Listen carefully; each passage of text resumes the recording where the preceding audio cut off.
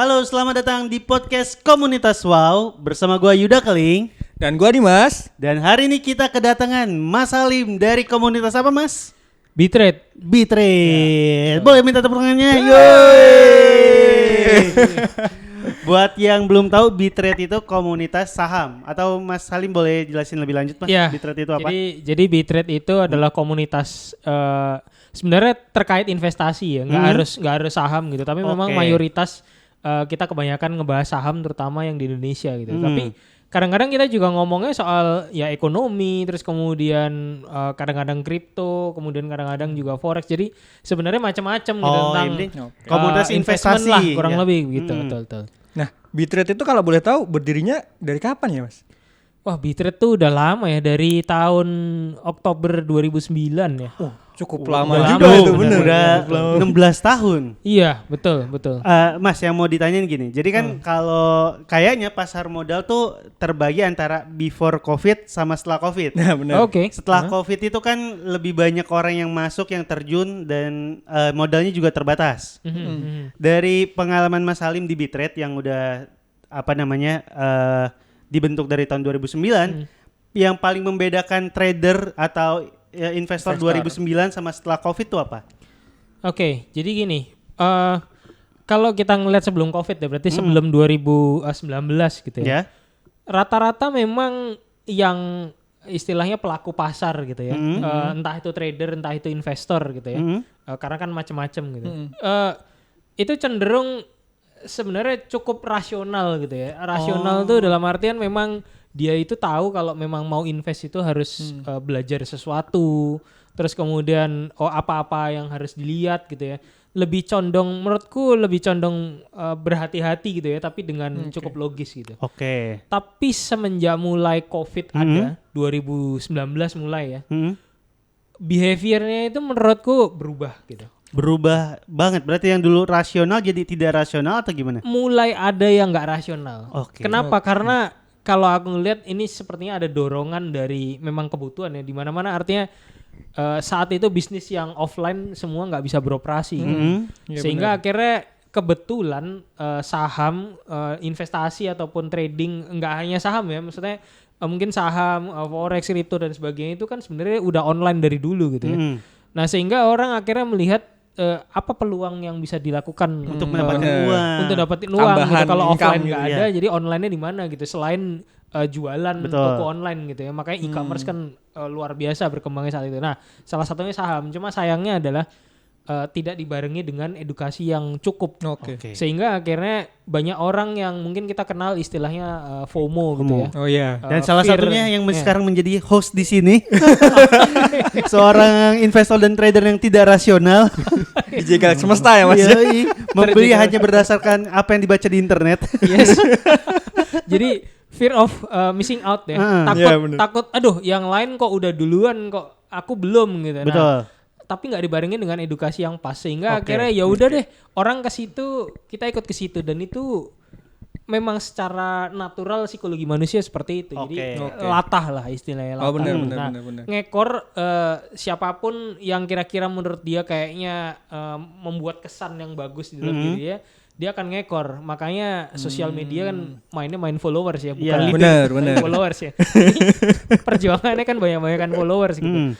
Memang nature-nya adalah orang tuh mau ngekor. Nah, ngekor itu yang bikin akhirnya ngekor tapi nggak pakai rasional dan dicocokin sama diri dia. Jadi ngikutin plek-plekan apa yang dilihat di internet lah ya. Yes. Nah, masalahnya kan yang diikutin apa selalu benar? Betul. Enggak tentu. Investasi itu bagaimanapun selalu mengandung resiko. Termasuk orang yang sudah ahli, yang mau udah sertifikasinya berderet mau 10 sertifikasi dia tetap ada peluang salah gitu. Karena kita ngomongnya adalah memperkirakan masa depan. Yang tahu masa depan ya hanya Tuhan, saya pikir gitu ya. Betul. Nah, jadi itu yang bikin akhirnya sebagian besar orang karena dia nggak cukup rasional, nggak tahu kalau rugi ataupun investasinya salah itu harus ngapain, sehingga akhirnya kejeblos semua. Begitu kejeblos, sifatnya orang kapok. Yoi. Itu deh. Nah, kalau nggak kapok bikin konten salam nyangkut rekan-rekan semua. Itu kalau Mas Yuda itu. Yoi. Salam nyangkut. Bener. Mas, iya berarti orang kan suka ngikutin orang gara-gara mungkin profil resikonya juga nggak bisa jadi nggak sama gitu. Bisa jadi itu nggak sama, betul. Tapi yang bikin orang akhirnya nggak rasional itu kalau penglihatan Mas Halim apa? Karena emang modalnya jadi makin terjangkau kah atau ada hal lain? Kalau modal makin terjangkau itu sebenarnya udah dari dulu. Jadi mungkin sekitar kayaknya bahkan sebelum Covid ya, tahun mungkin 2012. Sebenarnya dari zaman 2009 Bitrate berdiri aja, online trading itu udah ada. Walaupun belum masif ya, belum semua sekuritas punya gitu, tapi online trading itu sudah ada. Mungkin dulu modal pertama kali deposit itu masih di angka ada yang 20 juta, ada yang 10 juta gitu, tapi itu udah ada. Dan bahkan sekarang deposit itu 100 udah ribu. 100 ribu, Iya, 100 nggak ada ribu batas ya minimal ya 100 ribu itu gitu. Sampai seminim itu. Jadi sebenarnya online tuh udah ada. Cuma yang jadi apa tadi namanya? Kenapa kok orang itu Jadi tidak rasional? jadi nggak rasional gitu? Karena mereka sebenarnya dipepet sama kebutuhan. Itu sama kayak fenomena judul sekarang. Iya. Kalau lu lagi butuh mepet, apa yang cepet? Ya udah judi aja. Nah, akhirnya jadi gitu. Gimana caranya cuan cepet? Padahal Gimana saham caranya itu cuan cepet? bukan cuan cepet sih sebenarnya. Iya. Yes. Dan bener yang dibilang Mas Halim mungkin ya, karena pas waktu pandemi kan banyak yang akhirnya dirumahkan, banyak yang benar. mungkin harus di rumah aja nggak bisa bekerja. Iya. Dan salah satu cara untuk menghasilkan uang di sosmed ramai banget soal investasi saham, soal trading saham. Betul. Jadi dipepet keadaan lah ya. Dipepet Iya, keadaan benar. sebenarnya awalnya itu. Nah tapi kan banyak cerita kalau orang yang udah sebelum 2020 udah mulai berinvestasi, 2020 tuh nyayur-nyayurnya Mas. Maksudnya dapat berkahnya tuh di sini karena udah lebih ngerti duluan dibanding yang lain. Bitrate ngalamin itu gak Mas? Iya, kalau di Bitrate sih kita ngalamin itu ya. Artinya sebenarnya kalau panennya sih udah dari dulu sejak kita berdiri juga kita udah Ternyata panennya udah dari lama ya. Iya, panennya udah dari dulu kita udah tahu kaidah-kaidah investasi yang ideal itu seperti apa gitu ya. Walaupun seiring dengan perkembangan zaman itu behavior market berubah, tentu dengan berbagai macam riset kita juga akan update gitu ya. Tapi itu sebenarnya kita udah panen dari dulu dan ya kita masih still panen gitu. Cuma kan masalahnya adalah seberapa kita bisa melihat bahwa ini tuh lagi musim kemarau atau musim hujan gitu aja. Kalau musim kemarau ya nggak usah maksa, nggak usah maksa nanem gitu loh. Maksud saya gitu. Nggak usah maksa harus invest trading, ataupun trading masif gitu kan. Kalau pas musim hujan boleh lah gitu kan. Nah, pengetahuan tahu kapan musimnya, nah itulah yang kita pelajari sebenarnya kan itu. Oke. Baru tahu juga ini gitu. Apa deh, mau ditanya ke Dim? Gini sih, sebenarnya kan semenjak habis Covid ini kan komunitas saham itu makin banyak ya Mas. Betul. Nah, betul. Apa yang membedakan Bitrate ini? Ya apa ciri khasnya Bitrate kok bisa terus berkembang sampai sekarang sih? Oke. Bitrate ini sebenarnya dari 2012 itu sudah fokus di ilmu Elliott Wave ya. Elliott Wave. Khususnya ilmu Elliott Wave. Elliott Wave itu adalah salah satu cabang dari technical analysis. Jadi mungkin kalau kategori besarnya ada fundamental analysis, ada technical analysis gitu ya. Termasuk mungkin yang terbaru sekarang itu behavior analysis gitu. Sebenarnya behavior itu termasuk dalam salah satu cabangnya dari technical juga gitu ya. Dan Elliott Wave itu salah satu cabang mempelajari yang technical analysis dan behavior karena di situ ada soal socio-mood. Cuma socio-mood itu adalah view untuk biasanya cenderung jangkanya panjang ya, jadi bisa bulanan. Kalau harian, mingguan hampir nggak mungkin lah socio-mood itu karena kita melihat, menganalisa bagaimana psikologi mayoritas pelaku pasar. Gitu. Nah, Elliott Wave itu sebenarnya ilmu yang mungkin bisa dibilang menggabungkan banyak hal, gitu ya. Selain mungkin ada siklus, mungkin kalau teman-teman pernah dengar gitu ya. Elliott Wave itu identik dengan 1, 2, 3, 4, 5 ABC. Udah. Gitu. Tapi di dalam itu sebenarnya elemennya nggak hanya 1, 2, 3, 4, 5 ABC gitu. Nggak tapi sesederhana itu. Nggak sederhana itu. Fungsinya Elliott Wave itu adalah seperti map gitu ya. Kayak kita Google Map gitu. Kita tahu peta keseluruhannya. Tapi perkara nanti di dalam perjalanan ternyata jalan yang utama macet sehingga kita diarahin ke alternatif gitu. Nah, itu kan tergantung nanti waktu yang menentukan gitu. Real time-nya seperti apa gitu. Kalau macet ya berarti mungkin kalau ibarat di investasi artinya ya berarti skenario itu nggak jalan gitu atau mungkin memang tertunda gitu sehingga masuklah ke skenario alternatif misalkan seperti itu. Nah, Elliott Wave itu di mapnya. Tapi untuk menggunakan map tersebut, kita kan perlu ada skill yang lain gitu ya. Skill yang lain tuh misalkan money management. Money management itu ibaratnya kita kalau kayak nyetir mobil gitu ya. Ya kita udah tahu gitu. Kita harus nyetirnya dengan speed berapa, kemudian harus berangkat jam berapa. Itu kan ilmu yang lain ya, selain hanya cuma baca map gitu. Harus berhenti di mana dulu. Harus berhenti di mana gitu kan. Terus habis itu kapan kita harus lihat spion, kapan kita harus ngegas ngerem, dan itu kan skill yang lain di luar baca map gitu. Nah, tapi kalau bisa itu semua, itu akan menambah kemampuan kita untuk berinvestasi sehingga dapat akurasi yang semakin tinggi. Oh iya. Dan bukan berarti kalau kita udah mengerti itu semua akurasinya bisa 100% juga ya Mas? Enggak akan. Ya, enggak akan pernah. Bisa jadi skenario yang kita buat ternyata market di luarnya ada guncangan yang nggak bisa kita kontrol. Yes, betul. Nah, tadi kan Mas Halim juga ngomongin soal behavior pelaku pasarnya yang udah berubah. Ya. Kalau marketnya berubah gak Mas dari sebelum COVID sama setelah COVID? Secara emitennya atau secara pergerakan harga biasanya kalau kayak gini tuh sebelum-sebelumnya selalu ketebak kalau kayak gini akan jadi kayak gini. Nah setelah COVID ternyata ada perubahan. Ada kayak gitunya nggak? Ya sedikit banyak sebenarnya market juga ada perubahan. Sebenarnya mungkin bahkan dari sebelum COVID itu sudah mulai ada terasa. Di sekitar mungkin tahun 2016-17. Sebenarnya mungkin kalau teman-teman tahu gitu ya, mungkin saya nggak menyebut secara spesifik emitennya gitu ya. Tapi teman-teman akan tahu ada emiten-emiten yang luar biasa yang let's say katakan growth-nya setahun tuh bisa sampai 10 kali bahkan 20 kali. Capital gain-nya? Capital gain-nya. Yes. Dan itu kapitalisasinya juga bukan yang ece-ece gitu, yang masih top 100-nya market cap gitu. Ya nanti teman-teman bisa cari sendiri lah. Siap. Karena nanti saya disangkanya endorse sesuatu gitu kan. Endorse emiten nih, endorse emiten. Padahal nggak ada maksud endorse gitu ya. Kita ngomong di market secara keseluruhan gitu. Sebenarnya macam-macam yang terjadi saat itu. Tapi secara wajar, artinya kalau kita bilang secara ideal gitu ya. Sebenarnya saham yang bagus itu ada, tapi kadang-kadang kenapa kok nggak menarik atau harganya kok di bawah value karena nggak banyak orang atau nggak banyak pelaku pasar yang tahu bahwa itu adalah barang bagus. Sehingga akhirnya satu likuiditasnya mepet, artinya mungkin nggak ada yang transaksi ataupun sedikit yang transaksi. Kedua harganya pun nggak naik karena yang nggak dilirik orang gitu. Nah sebenarnya saham-saham yang begini itu kan yang dilirik oleh value investor seperti mungkin kayak Warren Buffett gitu ya. Tapi nggak semua orang sanggup sabar. Kenapa? Karena barang bagus itu nunggu sampai bisa dilihat investor banyak itu butuh waktu bisa tahunan.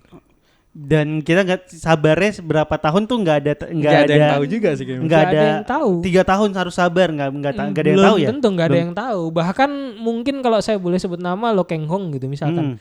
Bahkan beliau ada sempat cerita dia hold salah satu saham itu sabarnya sampai 5 tahun gitu. Yang akhirnya memang setelah 5 tahun dia dapat gain itu bisa 6-10 kali lipat. Tapi ya lama banget. Tapi 4 tahun pertama itu mental kita diuji. Lu kagak gerak, masih kuat enggak lu? Itu yang akan terjadi saya dan Goto, Mas.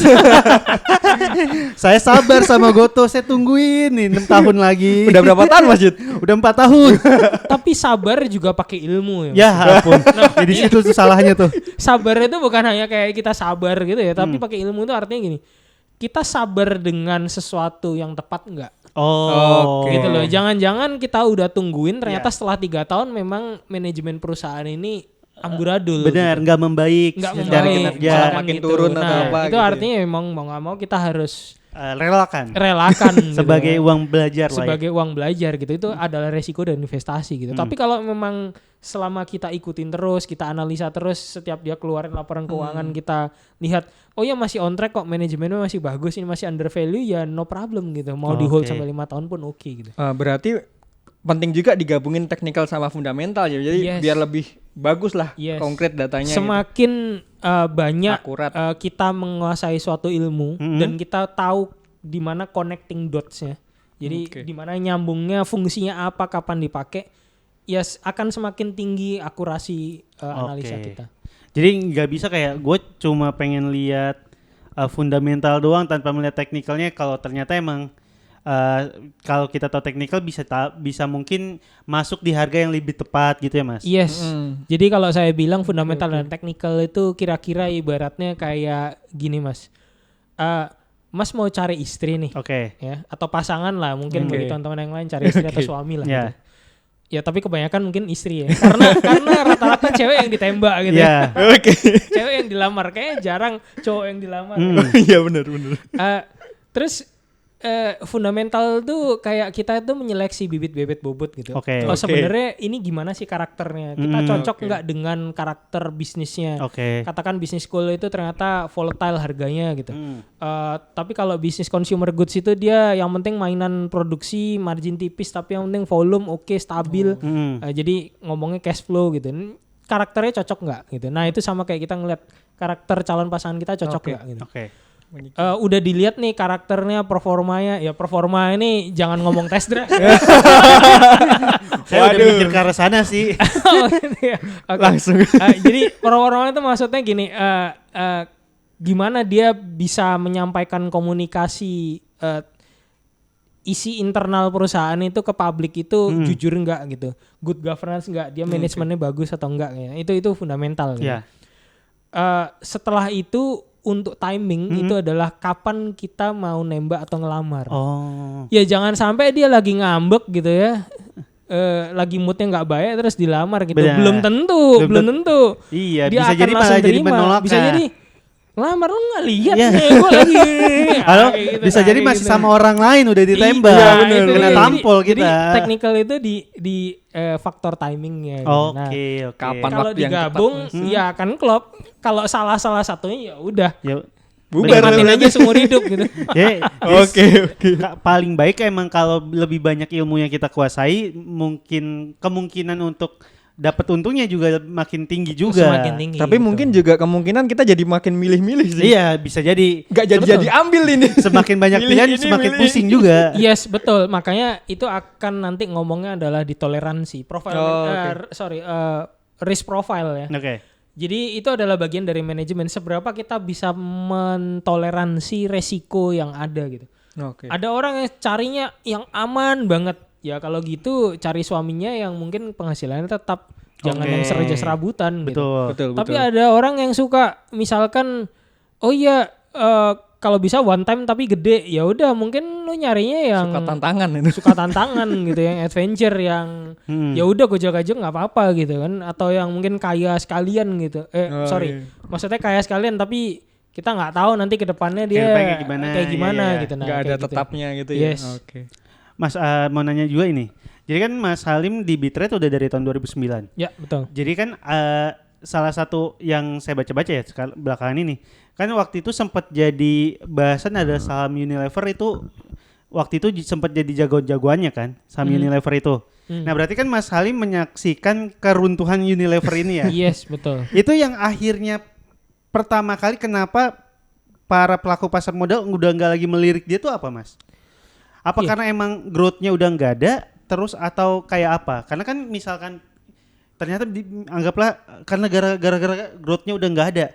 BRI tahun ini tanpa growth nih Mas dari 2023 ke 2024. Apa mungkin bisa terjadi hal yang sama atau kayak gimana Mas?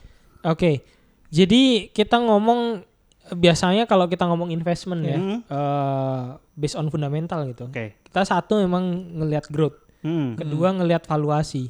Dengan pertumbuhan yang segitu, valuasi yang segitu masih layak atau enggak gitu.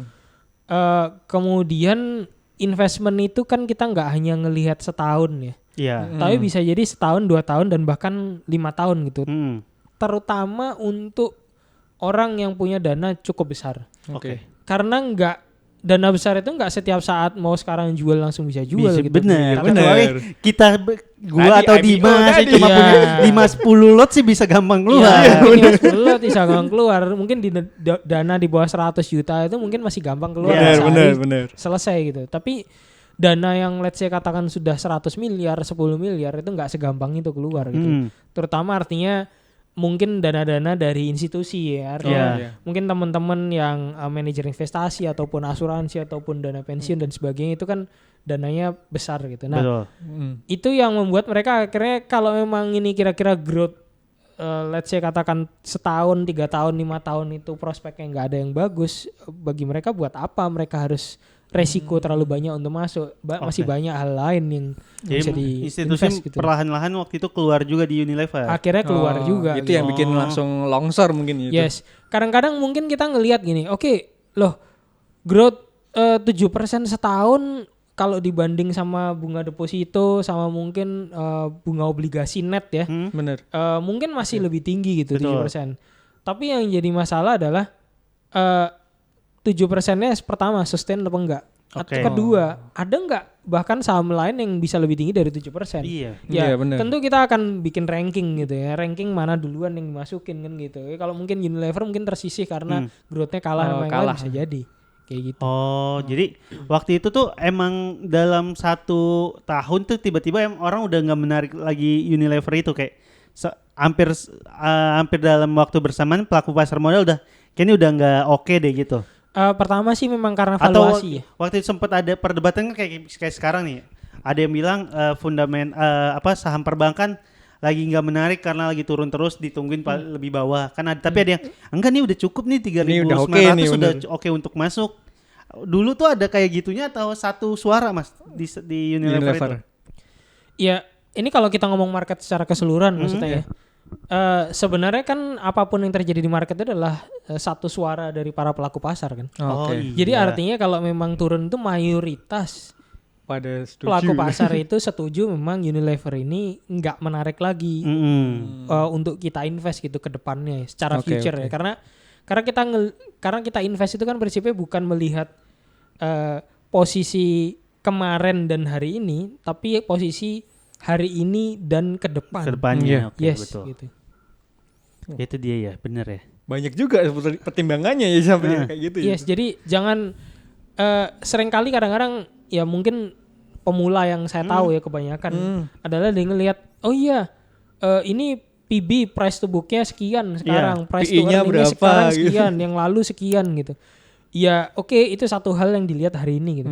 Tapi yang kita lihat PE sekarang adalah pakai earnings yang sudah lalu, artinya yang posisi udah dipublish sekarang. Betul. Yang jadi masalah adalah kita kalau beli sekarang itu untuk earnings yang berikutnya. Kedepannya. Iya, bagaimana kita memperkirakan earnings ke depannya itu yang jadi lebih penting daripada earnings sekarang. Oh iya benar. Juga itu. Jadi nggak cuma historical tapi jadi masa depannya kayak apa ini? Kita jangan terlalu terfokus di kemarinnya mereka gimana. Yes. Karena bisa jadi kalaupun kemarinnya baik terus ada pergantian manajemen dan lain-lain nggak bisa melanjutkan jadinya buruk juga. Yes, betul. Atau yang kemarin-kemarin buruk belum tentu kedepannya juga sama buruknya. Betul. Nah makanya di setiap investment kalau mungkin teman-teman baca report macam-macam, semua akan ngomong kinerja masa lalu tidak mencerminkan kinerja masa depan. Iya benar. Itu selalu. Itu selalu. Selalu karena emang yang kita bicarakan adalah investment itu adalah ngomong soal masa depan. Lu percaya nggak sama masa depan dia gitu? Kayak gitu. Betul. Mas mau ditanya ini satu. Ada gak saham yang Mas Saling pegang terus saat itu market nggak mengapresiasi saham tersebut terus tapi kayak Mas Saling masih percaya ini akan jadi sesuatu yang gede nih dan ternyata beneran kejadian?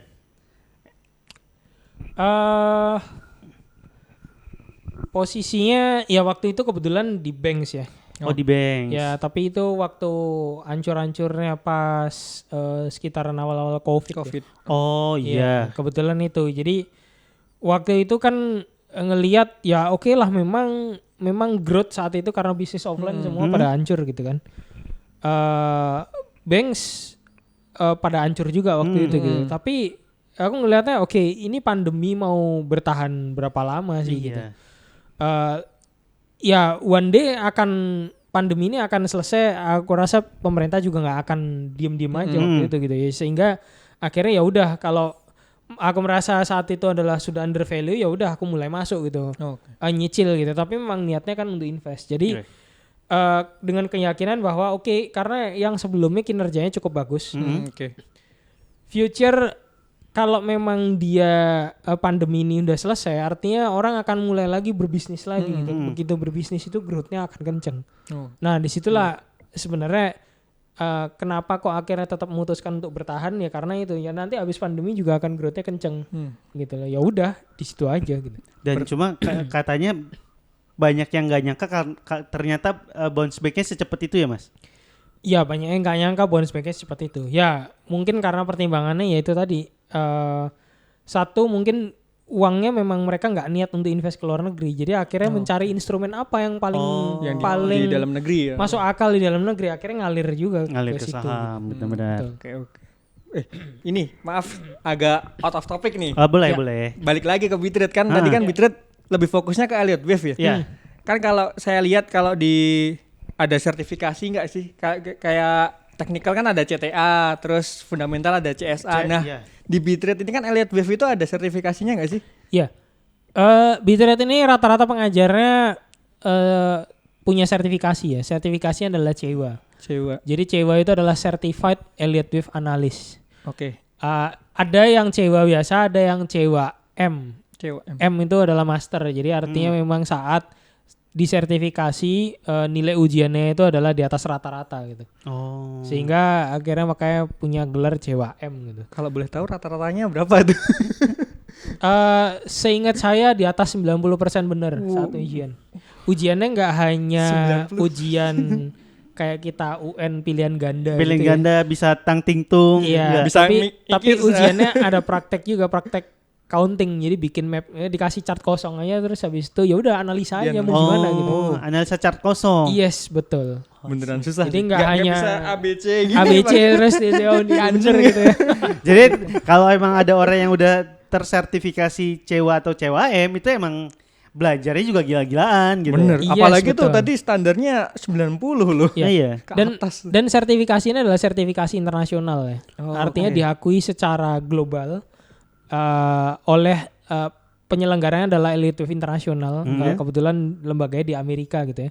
Dan itu masih salah satu anggota yang diakui oleh IFTA. IFTA itu adalah International Federation of Technical Analysis. Jadi memang diakui secara global gitu. Buset, keren tuh itu. Keren, dan yang bikin tambah pusing adalah berarti soalnya bahasa Inggris. Nah bener. Soalnya bahasa Inggris betul. Jadi skillnya Udah bahasa nggak hanya Inggris skill semua. analisa tapi bahasa Inggris Bener, juga. bener. Bahasa Indonesia aja udah bikin pusing kadang kan. Iya. Ini bahasa Inggris juga. Iya, betul. Setuju sekali. itu bener. Baca soalnya aja kita udah rumit ini. Gimana ini jawabannya apa? Iya, apalagi waktu terbatas. Jadi nggak bisa tuh pakai Google Translate. Ada waktunya juga berarti itu. Harus Iya, pakai ada. Google Lens berarti ya. Ada timingnya gitu. Oh iya. Nah, Satu soal harus berapa gitu. yes. Buset. Dan waktu ujian itu kamera laptop harus dinyalakan. Jadi kita nggak bisa sembarangan terus dijokiin Oh, nggak orang bisa tuh joki. nggak Nggak bisa nggak joki. Karena muka kita dipantau terus pakai kamera laptop itu.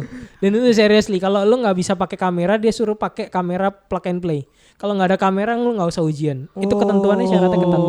Jadi nggak bisa dijokiin. Iya, menghindari joki sih sebenarnya itu bener. Gitu. Dari awal orang itu ya udah itu. Buset. Ketat banget itu. Ketat banget, ketat Yes, banget, ketat banget. walaupun ujian online nggak bisa nyontek juga kan. Itu kayak yang mungkin ada yang depan taruh juga di sampingnya biar dilihat sampingnya. Iya, taruh juga di samping. Tapi kan gerakannya mencurigakan. Kenapa? Iya. Lu, gitu kan? Kenapa Nah, kayak gitu. noleh-noleh kenapa Iya, ini? nah, gitu. Susah banget ya.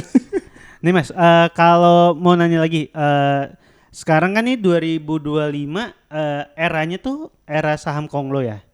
Oke, ya. Dari 2024 deh saham Konglo. Nah, secara Elliott Wave itu bisa dipakai gak kalau ke saham-saham kayak Konglo ini? Oke. Basicnya Elliott Wave itu sebenarnya adalah ngomong soal herd behavior. Herd itu adalah gerombolan, kawanan. Oke. Jadi yang dipelajari oleh Elliott Wave dan yang dipelajari oleh Elliott Wave itu adalah pola pikir kawanan. Kalau pola pikir hanya single satu orang itu nggak akan, maksudnya kecocokannya akan sedikit sama Elliott Wave karena kan beda ya. Iya, Pemikiran satu dengan pemikiran kawanan itu artinya mayoritas gitu. Nah, saham-saham Konglo selama bukan market tapi pelaku pasarnya cukup masif gitu ya, cukup merata, akurasinya akan tinggi kalau diperkirakan pakai Elliott Wave.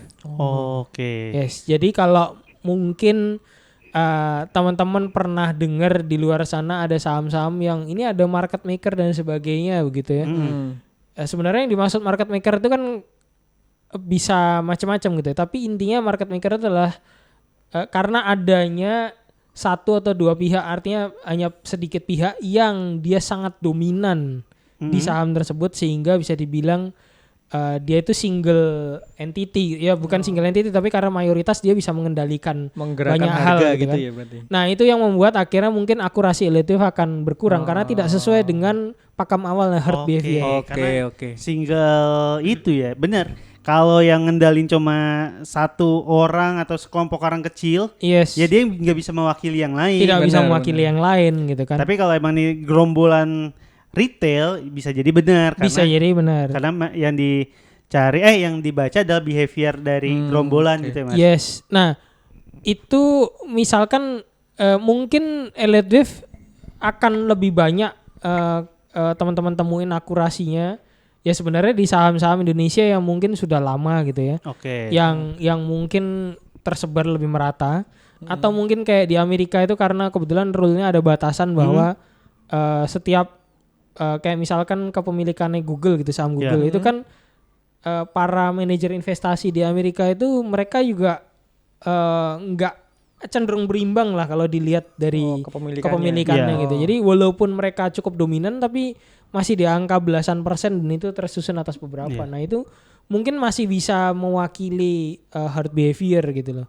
Tapi kalau di sini ternyata terlalu dominan gitu, misalkan dikuasai 80% dikuasai oleh sekelompok pihak yang mungkin otaknya sama, ya ini agak susah gitu. Nggak tahu dikuasai sama 100% masyarakat agak susah juga sih ya. Hati-hati Goto Mas. Susah juga, betul. Balik lagi. Oke, 100% masyarakat nih orang pada berantem sih. Iya, enggak satu agak suara. susah juga, betul. Bener.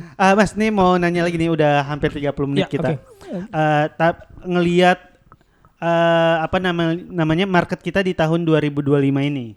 Menurut pandangan Mas Salim dari Bitrate ini arahnya akan kayak gimana? Akan balik ke saham-saham core stock apa namanya? Saham-saham perbankan, saham-saham yang bisa dibilang value investing itu akan mencuat lagi atau masih eranya Konglo, Mas?